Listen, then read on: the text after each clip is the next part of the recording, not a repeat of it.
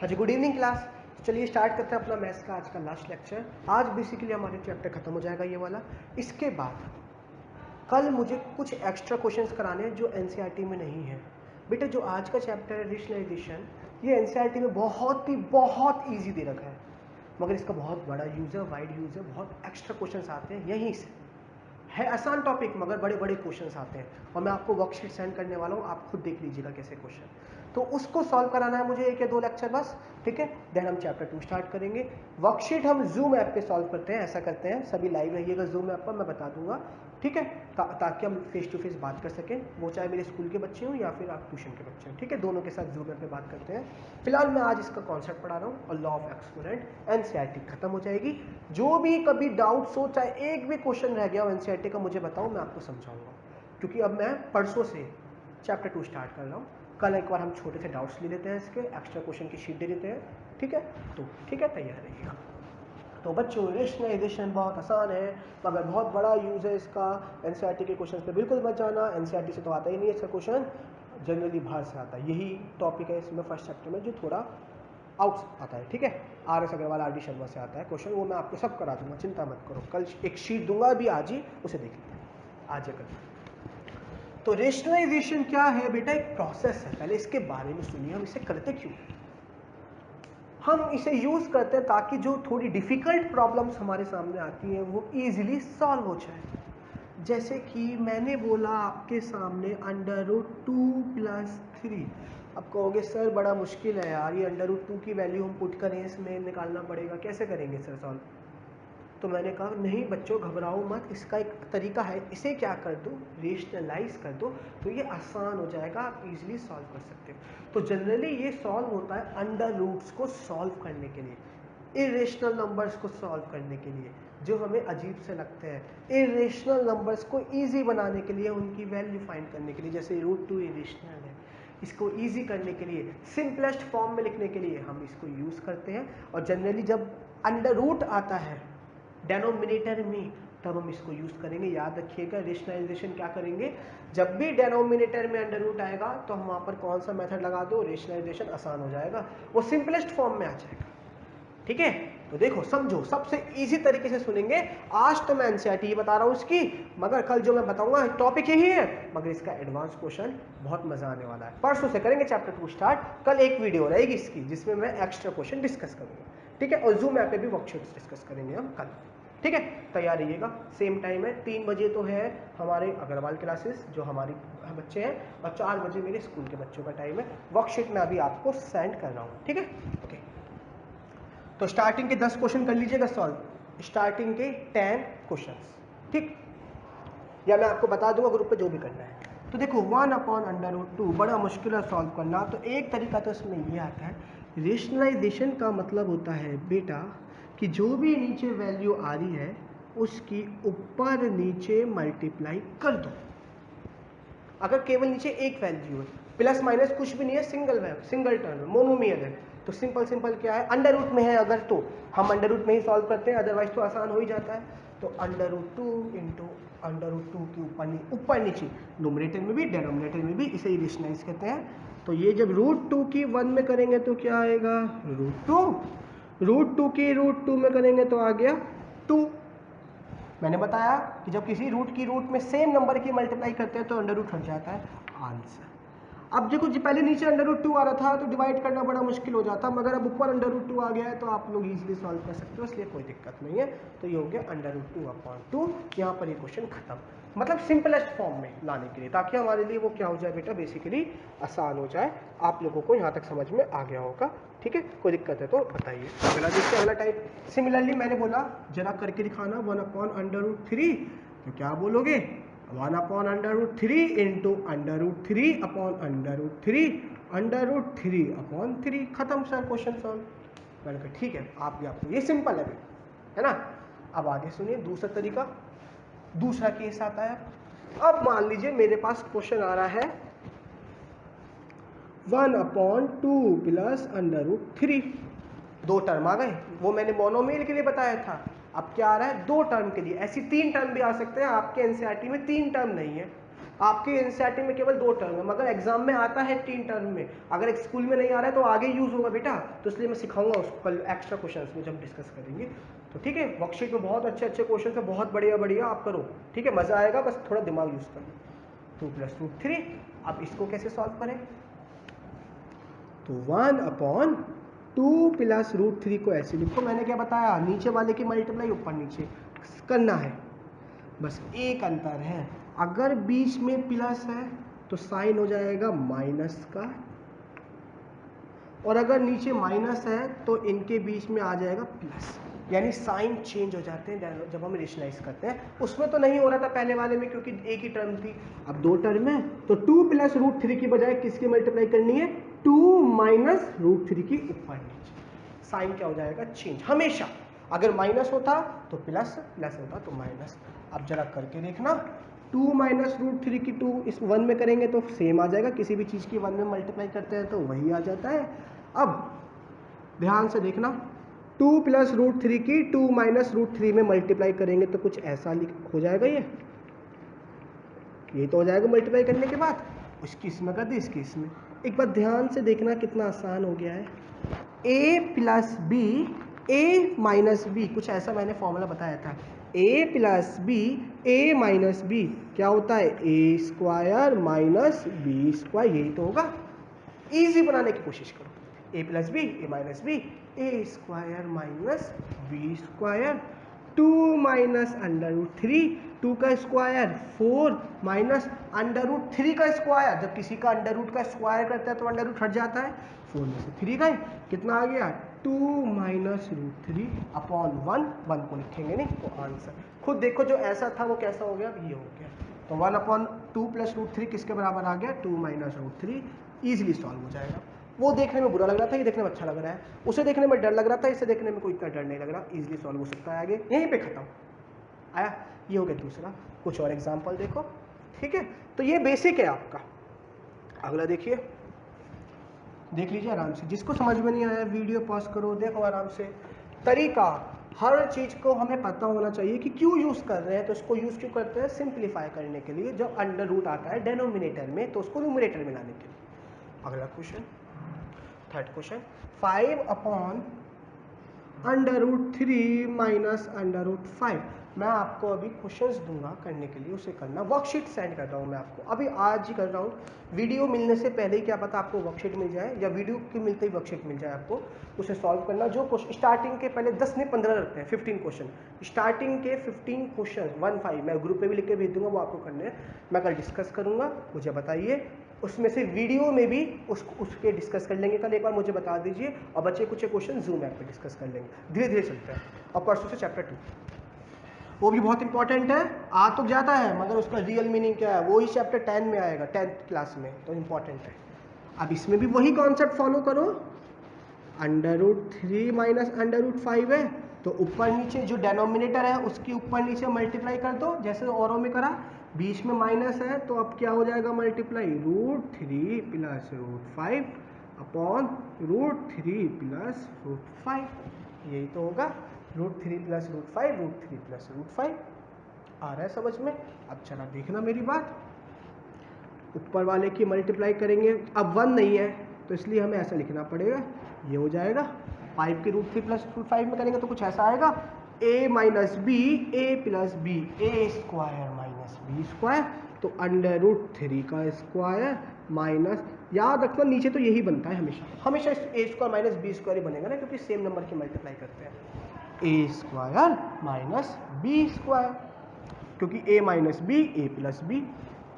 अब 5 की वही डिस्ट्रीब्यूटिव लॉ, पहले 5 की √3 में कर दो तो 5√3 पढ़ाया था मैंने, ये 5 की √5 में कर दो, बीच में प्लस है तो प्लस 5√5, यही आएगा।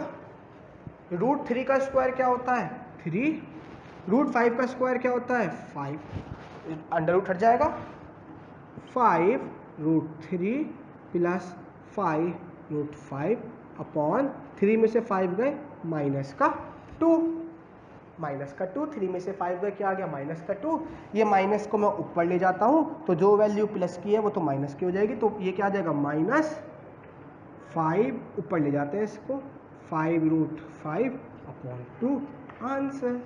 ठीक है, ये हो गया मेरा सॉल्व। जिसको समझ में नहीं आया पूछ लीजिए मेरे से। ठीक है, और इसको ऐसे भी लिख सकते हैं, चाहे तो जैसे यहाँ पर 5 आ रहा था तो 5 को बाहर रहने दो, तो इसको ऐसे भी लिख सकते हैं, 5 कॉमन ले लो, 5/2 √3 प्लस √5, दोनों में 5 कॉमन ले लिया, 2 बाहर है तो 5/2 √3 प्लस √5, कैसे भी कर लो, दोनों सही है। ओके, ये हो गया आपका अगला टाइप। एक टाइप और देखो, तरह तरह के टाइप देखेंगे, आखिरी टाइप है, फिर आपको होमवर्क दिया जाएगा। 1.5 में एक क्वेश्चन बचा हुआ था ना, लास्ट क्वेश्चन रेशनलाइज का, वो आपको करना है। और लास्ट टॉपिक में आपका स्टार्ट करो उस चैप्टर का लॉ ऑफ एक्सपोनेंट, और वर्कशीट मिल रही है, कर लेना स्टार्टिंग के 15 क्वेश्चंस। अभी लिख देता हूँ ताकि कभी आप वीडियो पूरी ना देखो। Do 15 questions, do 1 to question number 50। ठीक है, इन्हीं में से मैं कल वीडियो बनाऊंगा स्टार्टिंग के अपने पास से आपके डाउट्स की, या फिर हम जूम ऐप पे डाउट्स लेंगे। टाइमिंग्स ये रही। अग्रवाल क्लासेस वालों की जो हमारे बच्चे हैं उनकी तो 3 to 4 है, और जो हमारे स्कूल वाले बच्चे हैं उनकी 4 to 5 है। ओके, आगे सुन लीजिए, कल वीडियो भी आएगी। ठीक है, केवल इसकी मोशन की आज आपको मिल चुकी है, मोशन की देख लीजिएगा।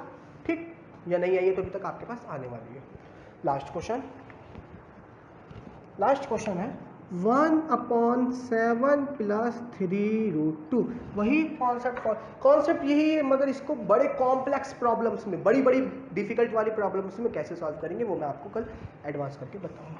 सेम काम क्या कर देना है, पहले सेम उतार के उसकी ऊपर नीचे डिनोमिनेटर की मल्टीप्लाई कर दो, प्लस है तो माइनस, और माइनस है तो प्लस, प्लस था तो माइनस की मल्टीप्लाई कर दी, ऊपर नीचे कंजुगेट कर दिया, इसको कंजुगेट भी कहते हैं ऐसे। ठीक है, अब ऊपर जब 1 है तो ऐसे उतार दो, क्या आ गया 7 माइनस 3√2। 1 में करेंगे पूरा यही आ जाएगा, a plus B, a minus B, A square minus B square, यही आएगा मेरे बच्चों। समझ में आया? ठीक है बच्चों, समझ में नहीं आ रहा है तो आप बेफिक्र होकर पूछ सकते हो, कहीं भी कोई डाउट हो तो वीडियो पॉज करके। ये आ गया। जब 7 का स्क्वायर कितना होगा बेटा जी 49, 3√2 का स्क्वायर कुछ ऐसे लिखेंगे, 3√2 मल्टीप्लाई 3√2, सॉल्व करना सिखा रहा हूँ। 3 की 3 में करेंगे 9, मल्टीप्लाई √2 की √2 में करेंगे 2, 18। और आप चाहे ऐसे भी करके देख लो, √2 का स्क्वायर क्या हो जाएगा 2, क्योंकि √2 इंटू √2 2 हट जाएगा, और 3 का स्क्वायर 9, और दोनों के बीच में मल्टीप्लाई था तो 9 मल्टीप्लाई 2 18, 49 माइनस। दोबारा वीडियो पीछे करके देखो, जहां समझ में नहीं आया थोड़ा पीछे करो, देखो 3 का स्क्वायर 9, √2 का स्क्वायर 2, 9 2 जा 18, 7 माइनस 3√2, 49 में से 18 गए, कितना बचेगा आप खुद सोच लो, ये तो हो जाएगा 9 में से 8 गए 1, 31। क्या आ गया मेरा आंसर 7 माइनस 3√2/31। तो आपको साथ में डू एक्सरसाइज 1.5 क्वेश्चन नंबर 5, बस ये करना है। ठीक है, आसान है, 1.1 क्वेश्चन है, 4 पार्ट है, आसानी से हो जाएंगे। ठीक है, डू एक्सरसाइज 1.5 क्वेश्चन नंबर 5, जो रेशनलाइजेशन वाला है, ये आपका होमवर्क है। ठीक, इसके बाद सुन लीजिए, तो ये होगा, उसमें केवल 4 पार्ट है, वो सुन लीजिए। अब आ रहा है आपका आज का लास्ट टॉपिक। ठीक है, एक्सपोनेंट एंड पावर। सुन लीजिए मेरी बात।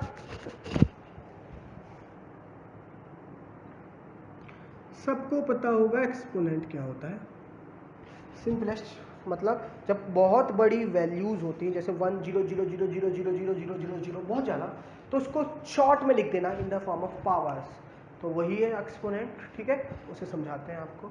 तो उसके कुछ लॉ हैं, उसको फॉलो करना मैं आपको सिखा रहा हूँ, तो जिसको भी समझ में नहीं आए वो मेरे से पूछना।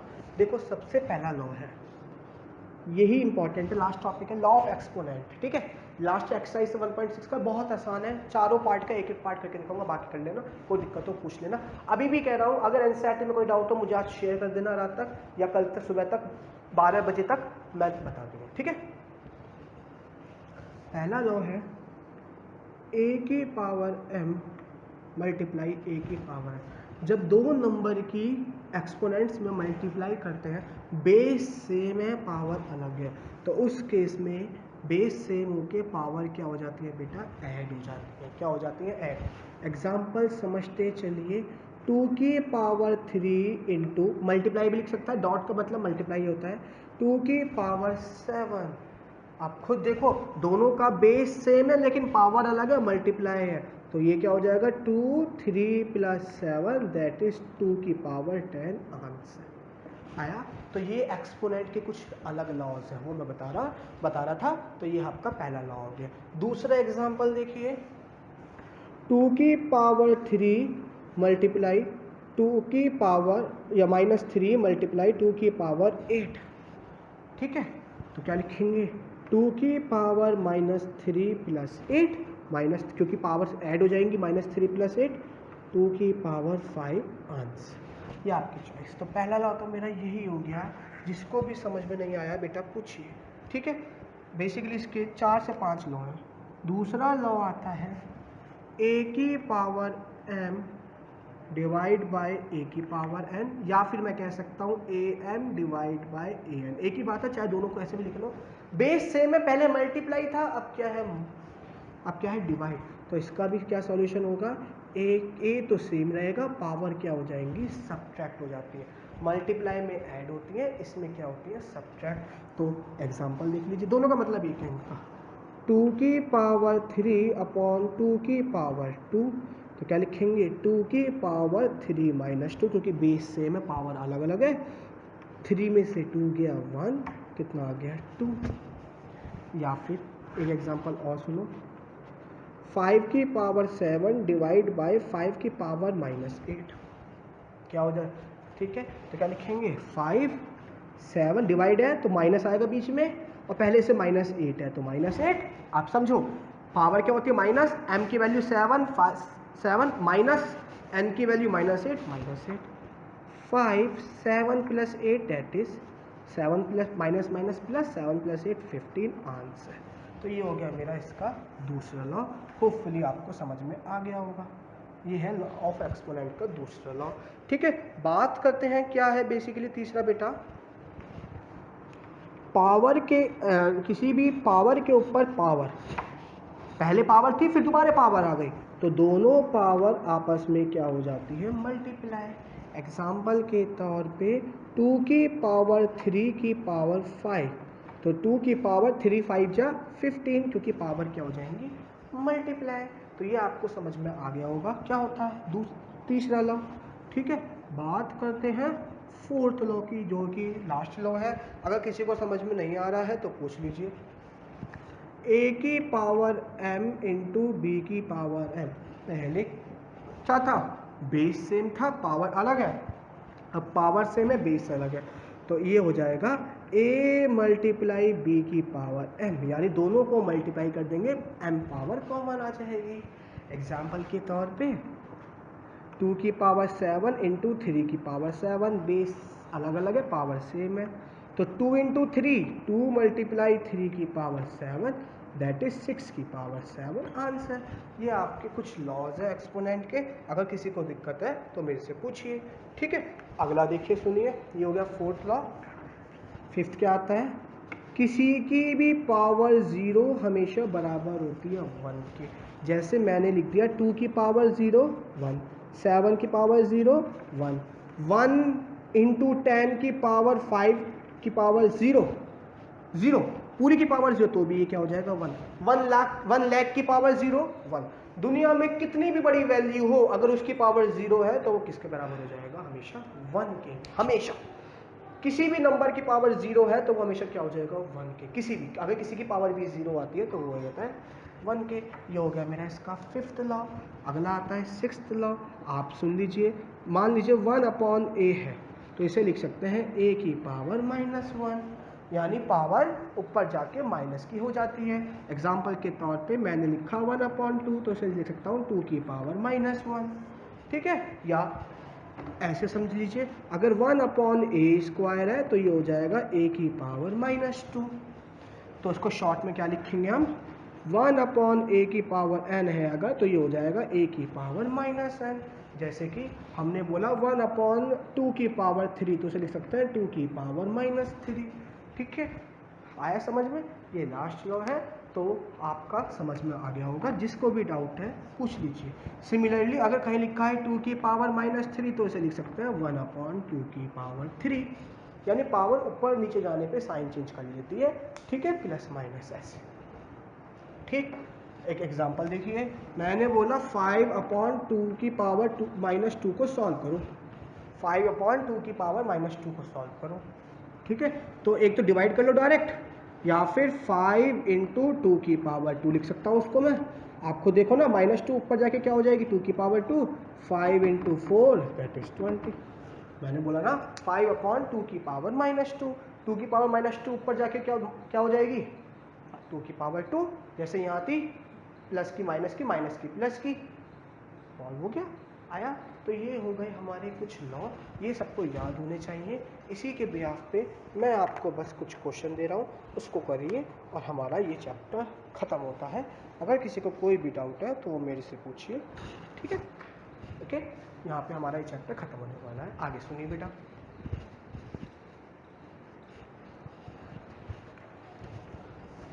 वीडियो होपफुली ज़्यादा बड़ी नहीं हुई होगी, ठीक है।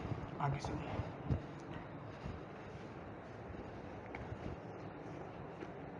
जैसे क्वेश्चन है, मैं सबका एक एक पार्ट करके दिखाऊंगा एक्सरसाइज का।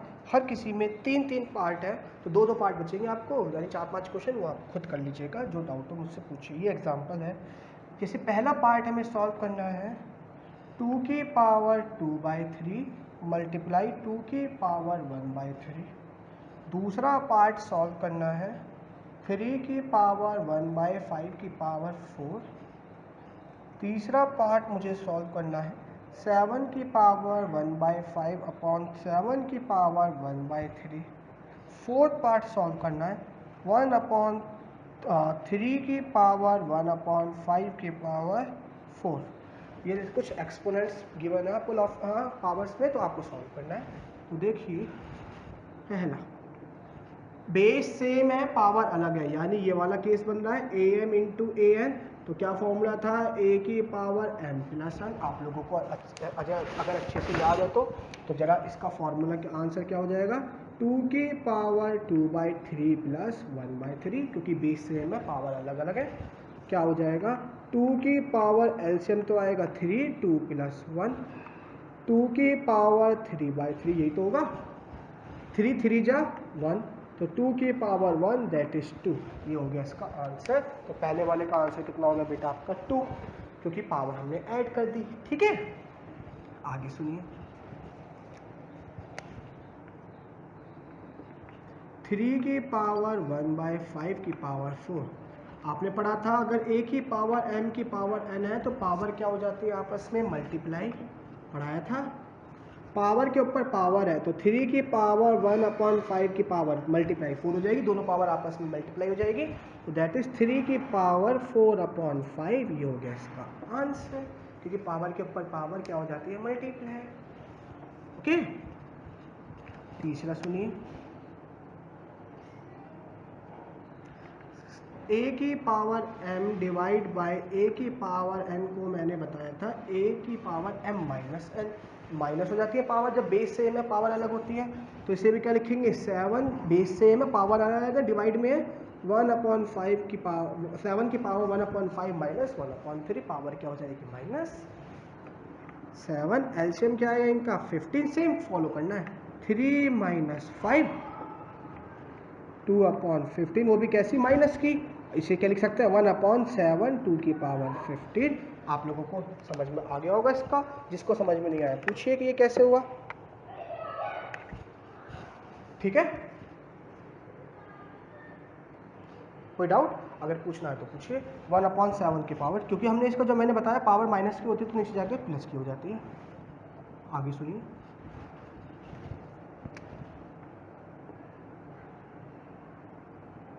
थ्री की पावर 1/5 की पावर 4, सेम पावर क्या हो जाएगी। अच्छा, ये तो हम कर चुके बेटा शायद ये वाला पार्ट। इसकी जगह दूसरा पार्ट था, सॉरी, इसकी जगह था 13 की पावर 1/5 इंटू 17 की पावर 1/5। हमने पढ़ा था a की पावर m इंटू बी की पावर m पढ़ा था। तो ये क्या हो जाता है बेसिकली a इंटू बी की पावर m। तो 13 इंटू 17 की पावर 1/5। जरा 13 की 17 में मल्टीप्लाई कर दो, आपका आ जाएगा, ये होगा 51, 5 कैरीज, तो ठीक है 221 की पावर 1/5, ये मेरा आंसर। तो किसी को भी डाउट है तो पूछिए। ये हो गए मेरे कुछ लॉ के एक्सपेरिमेंट के क्वेश्चन। तो यहाँ पर मेरा ये चैप्टर खत्म। कोई भी डाउट हो पूछिए, मैंने आपको सारा बता दिया है। नहीं आता है वीडियो पॉज करके मुझसे पूछिए, ठीक है। अब हम करेंगे परसों चैप्टर 2 स्टार्ट, कल इसके कुछ एक्स्ट्रा क्वेश्चन। मैं लास्ट बार आपको बता देता हूँ कि होमवर्क क्या है। डू एक्सरसाइज 1.6, कुछ क्वेश्चन हैं, ज़्यादा होमवर्क दे रहा हूँ आज थोड़ा सा। डू एक्सरसाइज 1.5, केवल एक ही पार्ट है, दो पार्ट है सब में बेटा, ज़्यादा नहीं है, थोड़ा सा। और साथ में वर्कशीट के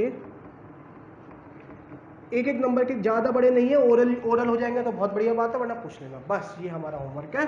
आपको मुझे जो भी डाउट्स हैं वो कल आप मुझे बता दीजिए 12 बजे तक, कल दोपहर 12 बजे तक बता दीजिए आप मुझे जो भी डाउट्स हैं। और कल हमारी 3 PM लाइव के सेशन है अग्रवाल क्लासेस का, और 4 PM है हमारा मेरे स्कूल वालों का, ठीक है। ठीक है, तो तैयार रहिएगा, जूम में डिस्कस करेंगे, वर्कशीट आपको मिल रही है। ओके, ठीक है, थैंक यू क्लास।